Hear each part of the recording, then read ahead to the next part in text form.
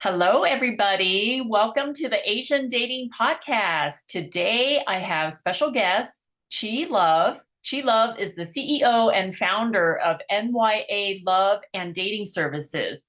She is also a certified matchmaker and dating specialist who enjoys working with singles all over the US, ages 25 to 75, who are single, entanglement free, and serious about their search to find true love. She believes in a direct, straightforward, honest approach and has packages that are highly competitive in comparison to others in the industry. Welcome to the show, Chi. How are you? I am fantastic. Thank you. Thank you. Thank you. I know right off the bat, people are going to be like, NYA, what does that mean? And it kind of threw me off. So tell me a little bit about your matchmaking services and why it's NYA. Yeah. So NYA stands for not your average. I'm not based out of New York. I do get asked that question quite commonly. Just wanted to put it out there. And my clients that I have are very different. They're not your average clients, and I love them all. And I love what I do. I do primarily work within the Black and African community, but I do not discriminate. I have clients from all different types of ethnicities and backgrounds. I do only work with clients in the US, again, typically ages 25 to 75, but I'm open. You can always have a conversation. You do have to be legally single, marriage minded, and looking for something real. So yeah, I do tend to talk about everything with my clients, from sexual intimacy to love languages, to past trauma, to kinks, to political stance, everything. The goal is to match you with someone that you can see yourself saying, I do too. So I do my very best not to leave any stones unturned. Well, I know you've been in the industry since 2020, but you've been matching since 2000. So when you were a fifth grader or whatever, but now you say that NYA, not your average matchmaker. So tell me about some of the things that prompted you to start your own business, because you saw that your business is so different than the other average matchmaker out there. So what are some things that set you apart with your clients and you? Yeah, so I'm a one-woman show. I do it all, from the screening to the background checks to the social media findings. It's all me. I do encourage my clients to be open to long distance. I don't have a specific region that I serve. It's just people in the US. And I want people to come as they are and leave better than they came. I want people to learn new things about themselves. And what really inspired me was heartbreak. I had my heart completely shattered by someone who I thought was going to be my forever. And I was feeling really, really low. I'm depressed even. And I started thinking, I wonder how many other people have been hurt or completely unraveled from this bad relationship or failed marriage and stopped believing in love. And I was there, right? And so I wanted to create something that gave people hope again.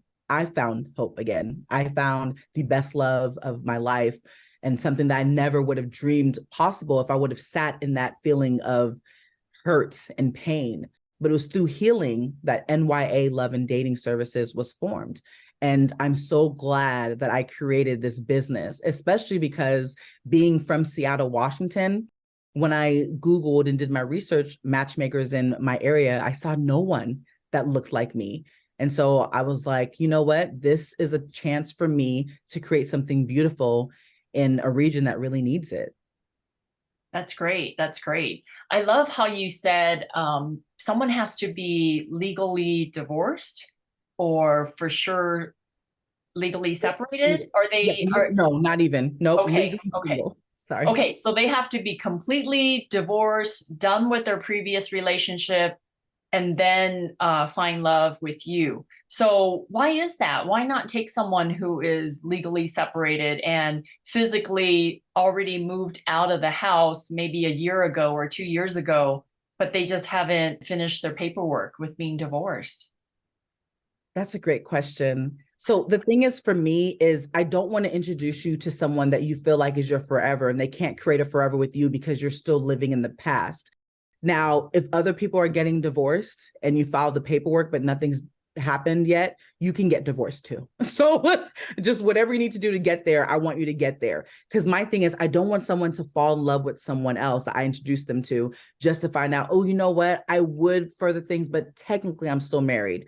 I'm an at the end of the day type of person. And at the end of the day, this person is still entangled with someone else. That's why I say entanglement free on all ends. It just makes it better for me to be able to match people that are single and legally single with nothing abiding them to someone else. Okay, I love it. I love it. And I also like how you say that you want people to explore long distance relationships, because I interviewed a matchmaker and she said that she prefers people to date within their community, close by. You need the geographically desirable locations for getting to know each other, but you have a different take on it. Your take is, why not explore long distance relationships? Tell me about some of those success stories that you've had.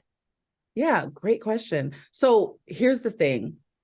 When you are dating in your same state, you're only kind of closed off within your state. Like you're going to the same bars, the same parties, seeing the same type of people. But there's 49 other states out there with people that are single and searching just like you. So I think it's important to expand and not just be so limited to just your state. Then you're only focused on the population there. There's only so much swiping you can do before you go through all the singles that are in your area. Right. So having an open mindset when it comes to dating and exploring outside of your state is very, very helpful. Again, both people need to be intentional, though. I'm not saying it's easy. Oh, it's a piece of cake. It's a walk in the park. Absolutely not. Both people need to be willing to put in the work to communicate and compromise. Who's going to go visit who, right? So one of my clients that I recently matched, she is in Washington and he is in Texas, but they're both very intentional. They aligned on so many levels. One of their dates ended up lasting 9 hours on a Zoom, like just communicating and seeing each other and just learning more about everything. 9 hours is a long time. That's about the typical time of, of you going to like a typical 8-hour work day, right? So they're learning, they're growing, they're putting in the energy and effort. It just takes two people that are like-minded, but it's possible if you find someone who aligns with who you are. And then you can start talking about, okay, well, where are we going to live? Where are we going to move to? What makes sense for us both? But limiting yourself to just one state, I mean, that gets kind of boring. There's a reason why you're not finding your person in the state that you're in. They're probably not there.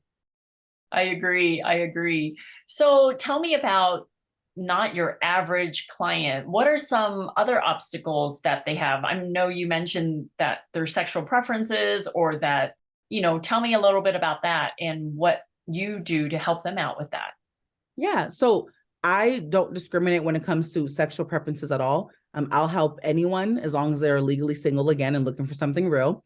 So I do have a client that's asexual, and she explained to me that she's open to dating any gender. It's really not about that. It's really about them understanding that she's just not as sexual as other people may be. She doesn't get horny, so to speak. Like it doesn't come to her in that way.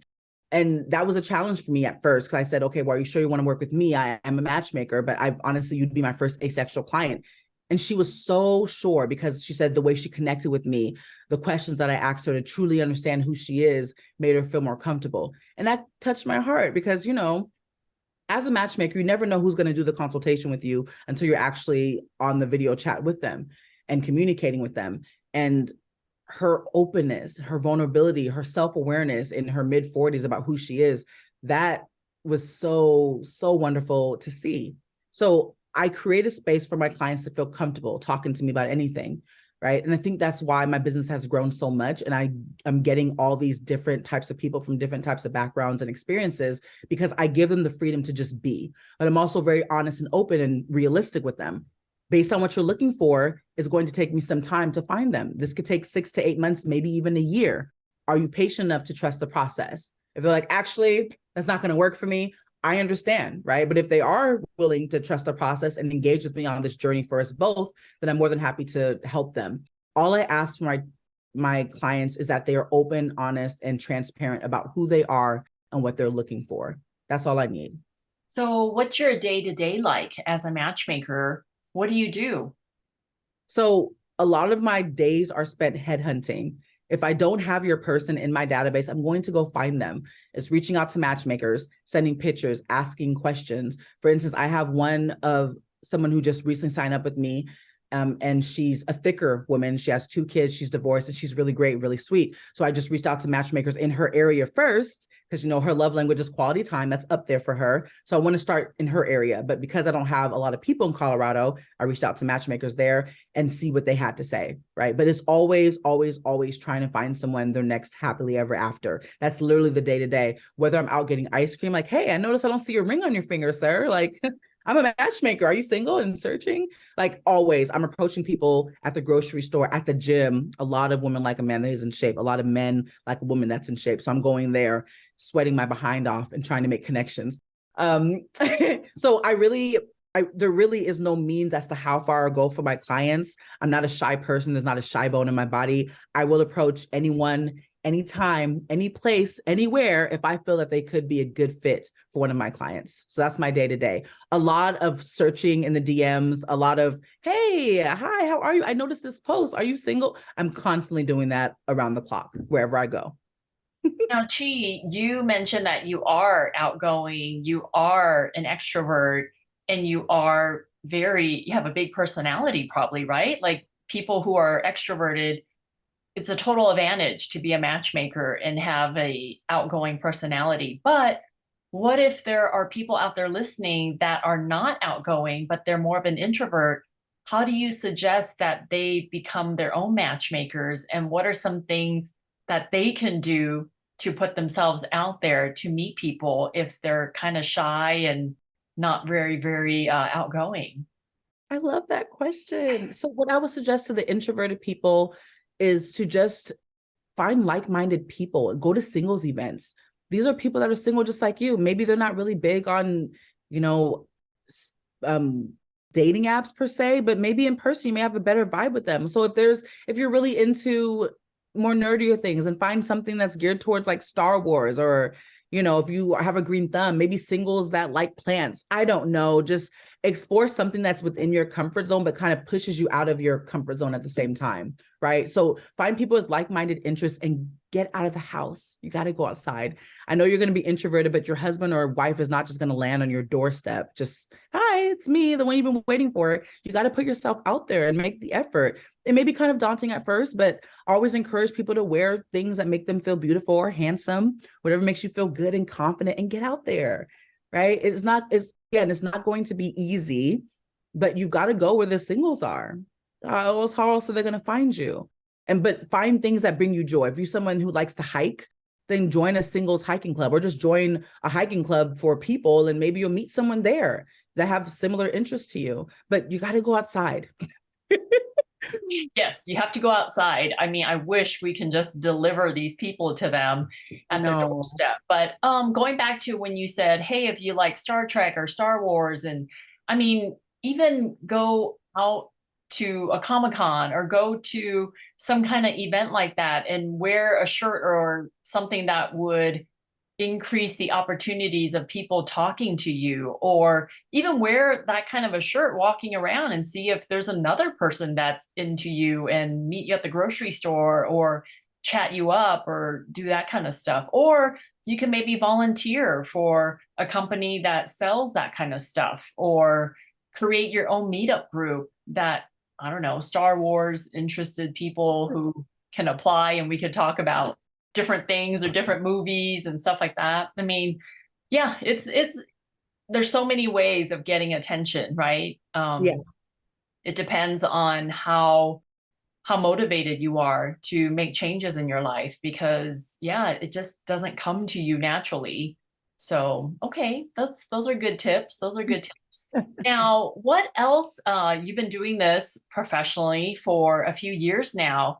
What are some things that you've learned about the industry that you didn't realize 3 years ago until now? You're like, huh, I didn't realize this happens, or this is a big deal. Like, what are some of those things that you've learned along the way?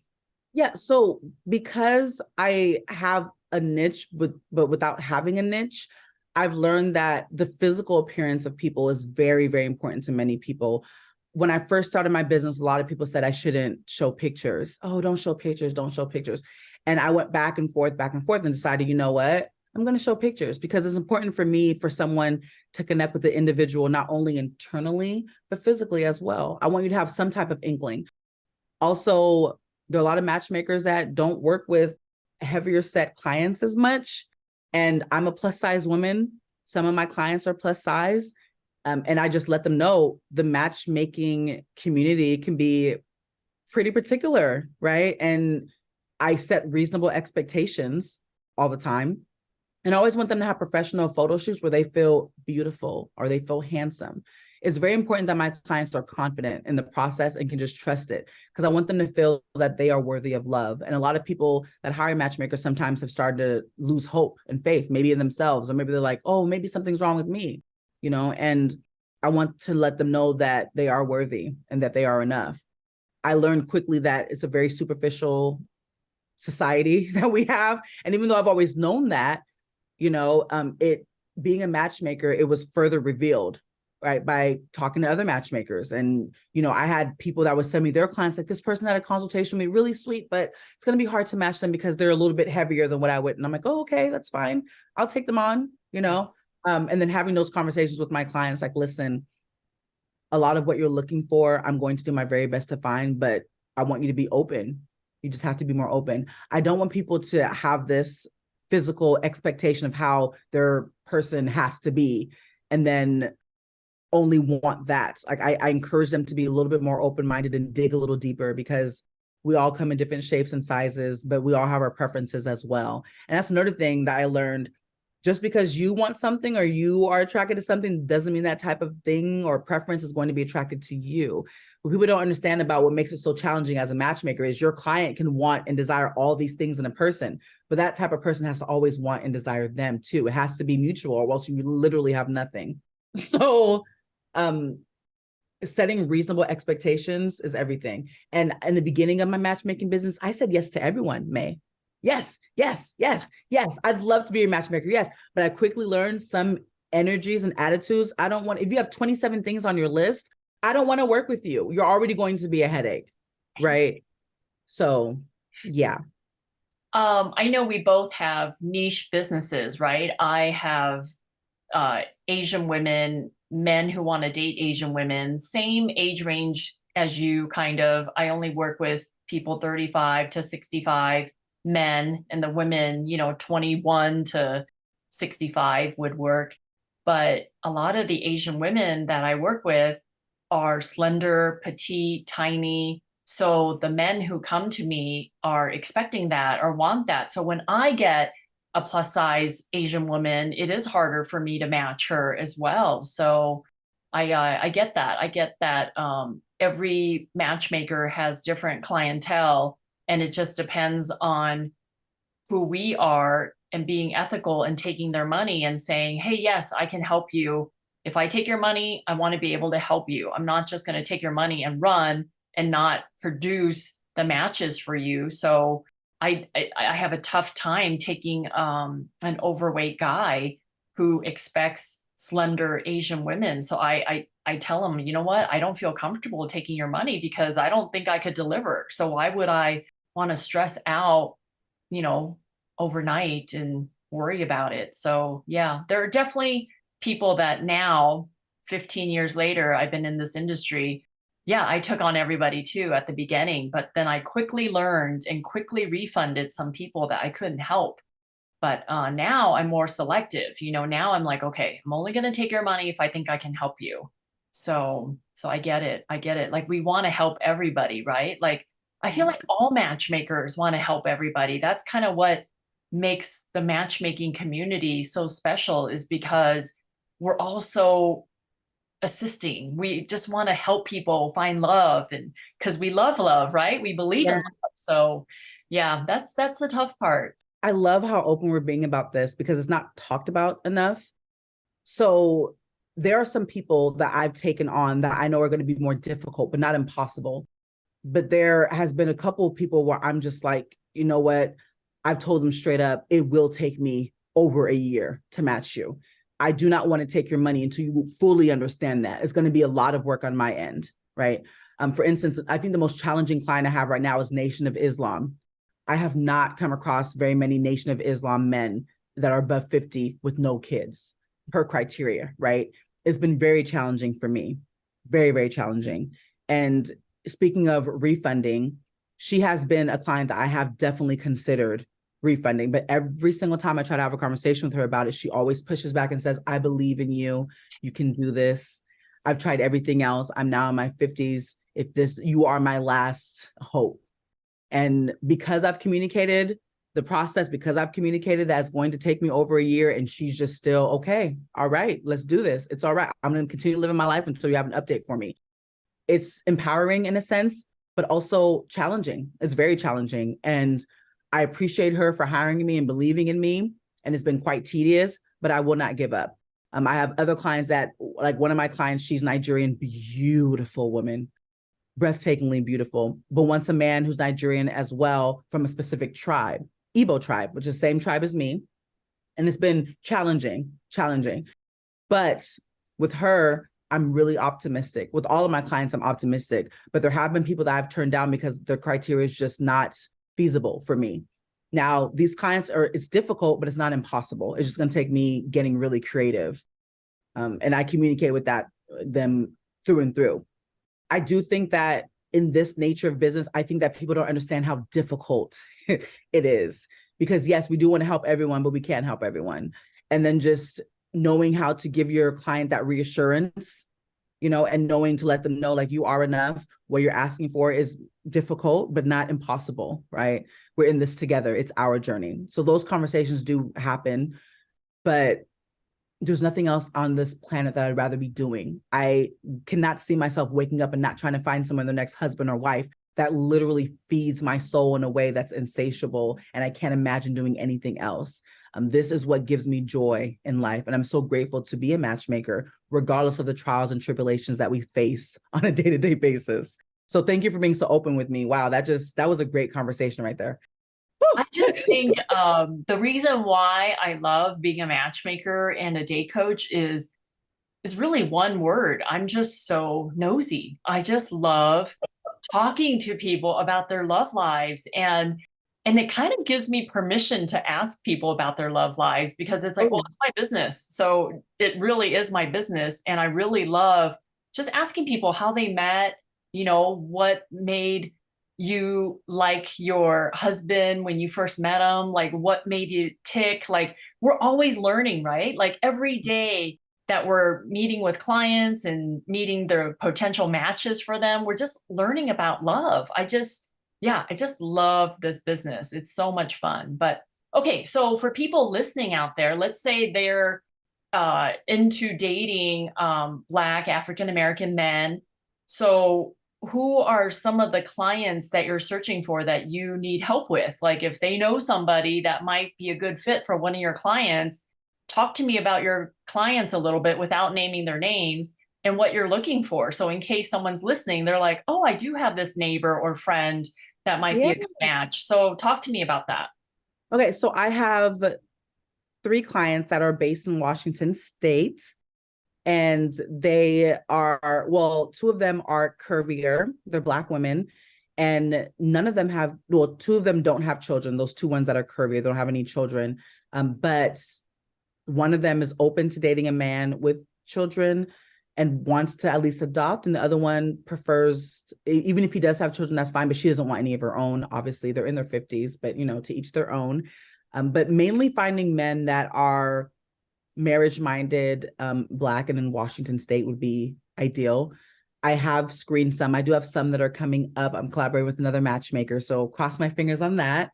But yeah, they just want someone they can have fun with, someone that's going to be able to take them on the dance floor here and there, like loves traveling. All 3 of them are really looking for the same type of guy, but it's just one of them has kids and doesn't want any more. The other 2 don't have kids.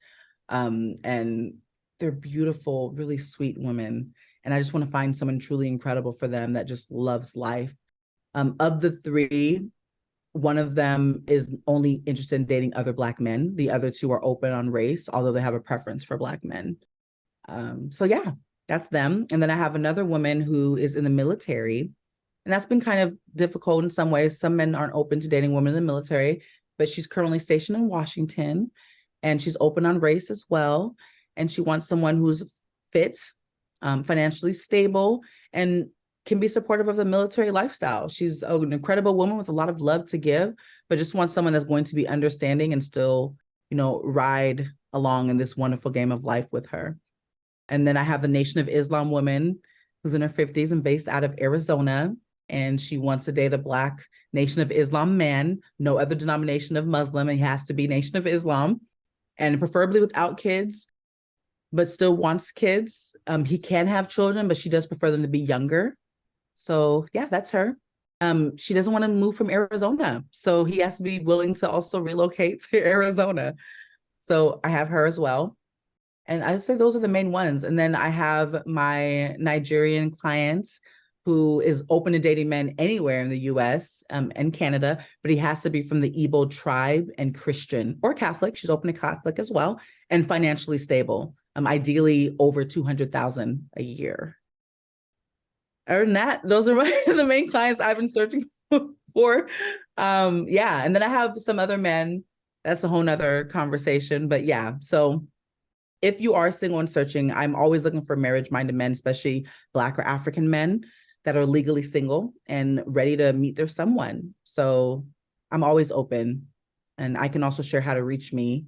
But yeah, just know that it's going to be a very real, eye-opening experience. And I want to know you for who you are and match you with someone that you can see yourself saying, I do too. But in a nutshell, those are the clients that I'm actively searching for right now.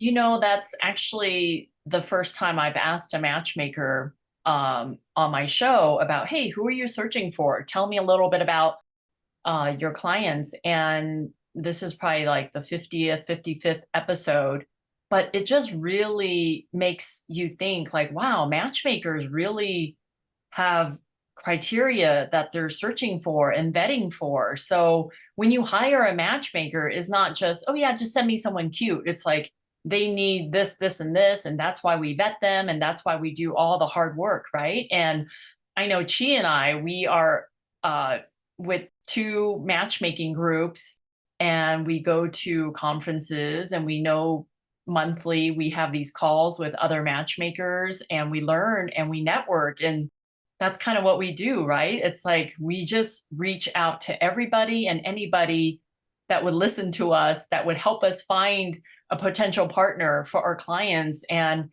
that's what makes it so rewarding when you do find somebody for your clients. It's like, wow, I actually jumped through a lot of hoops to find this person, and I hope they hit it off. So, but you mentioned photos before, and I started off in this business 15 years ago showing photos. And trust me, I've had a lot of matchmakers say, why do you show photos? You don't need to show photos. And I don't want to go on a blind date. I've been set up before on a blind date. And when I met him, my friends set me up, and I'm like, wait, you thought him and I would make it like a good couple? Like, I was actually offended, right? So I understand, as a matchmaker, I show photos because I just want their buy-in. I want them to look at the photo and want to meet that person. And that's, the first step, right? To get them excited to meet each other and for them to like anticipate the date. So I'm a fan of showing photos as well.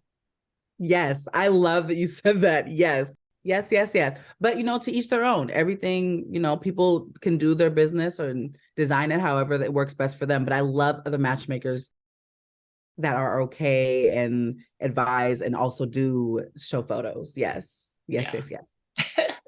Well, Chi, thank you so much for spending time with me today. And I will put all of your contact information in the show notes for people to find you in case they have a fabulous match for one of your clients or just curious about your clients. Hopefully they will email you and be in touch with you. But any last parting words from you on helping the singles out there, whether they're in Washington or all across the US? Just give us some last pearls of wisdom from you. Yeah. Oh, yes. This was such a great experience. So what I will leave everyone with is just to know that you are enough. I think that after bad relationships or failed marriages, a lot of people get into their heads about what they could have done better, etc. And yes, it is important to have some self-reflection and self-awareness after an ended relationship or marriage. However, know that you are worthy of love, regardless of what your ex-husband or your ex-girlfriend or ex-wife or whatever had to say about you. You are worthy of love. Take the time to heal and then get back out there when you're ready.